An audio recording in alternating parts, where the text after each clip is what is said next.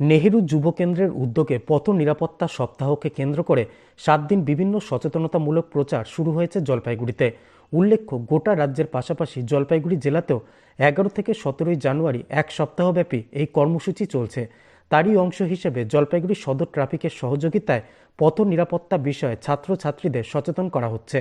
পাশাপাশি road safety সাধারণ মানুষের জন্য কতটা জানা প্রয়োজন সে বিষয়েও স্কুল পড়ুয়াদের অবগত করা হচ্ছে। জলপাইগুড়ির নেহেরু যুব কেন্দ্রের এক কর্মী বিষ্ণু রায় জানান, জেলা জুড়ে রোড সেফটি উপলক্ষে সচেতনতা বৃদ্ধির উদ্দেশ্যে বিভিন্ন কর্মসূচি শুরু হয়েছে। এক ছাত্রী সোনালী রায় বলেন, সাধারণ মানুষের রাস্তায় চলাচলের জন্য রোড সেফটি বিষয়ে জানা আবশ্যক, কারণ শহরের রাস্তায় দিন দিন গাড়ির সংখ্যা বেড়েই চলেছে। বিপদ কিংবা দুর্ঘটনা এড়াতে সকলকে ট্রাফিক সিগন্যাল মেনে চলা উচিত। সেফটি নিয়ে নেহেরু যুব কল্যাণ দপ্তর থেকে সদর ট্রাফিকে আনা হয়েছে।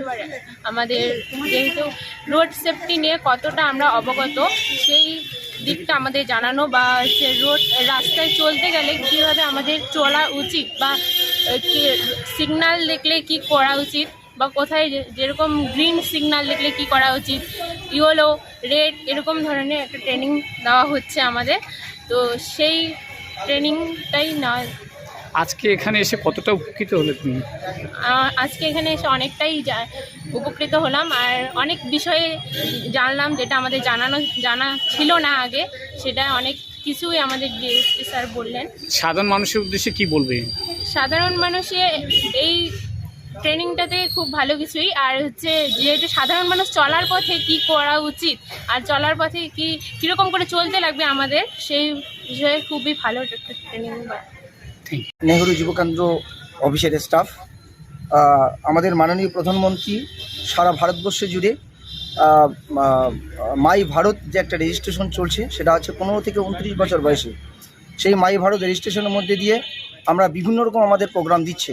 সেটা হচ্ছে রোড চলতে গেলে রোডের যে একটা রোড সেফটি, সেটা প্রত্যেকটা ছাত্রছাত্রী এবং প্রত্যেকটা যুবক যুবতীকে জানানো আমাদের নেহেরু যুব কেন্দ্রের উপরে দায়িত্ব দিয়েছে। আমরা এখানকার সদর ট্রাফিকের যিনি ওসি রয়েছেন, আমাদের ট্রাফিকের ডিএসপি রয়েছেন জেলার, জলপাইগুড়ি জেলার, তারা পূর্ণাঙ্গভাবে আমাদের সহযোগিতার হাত বাড়িয়ে দিয়েছে। আমরা রোড চলতে গেলে যে একজন শিক্ষিত যুবক যুবতীরা তারা রোড সম্বন্ধে এখনও ওয়াকিবহল নয়, সেক্ষেত্রে রাস্তার কোন দিকে চলতে গেলে আমরা অ্যাক্সিডেন্ট থেকে সেফ পাবো।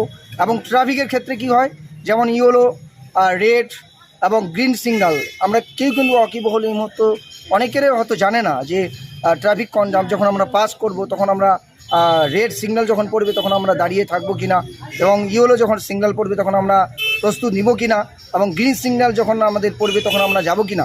এখনও এই বিষয়ে ওয়াকিবহল এখনও নই।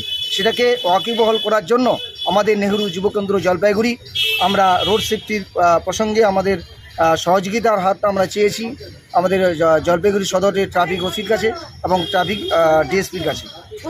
শুধু কি এখানেই নাকি আরও জেলা জুড়ে? হ্যাঁ, গোটা জেলা জুড়ে আমাদের প্রোগ্রাম হবে। আজকে ফার্স্ট প্রোগ্রাম ট্রাফিক সদরে আমাদের সাহেবেরা সহযোগিতার হাত বাড়িয়ে দিয়েছে।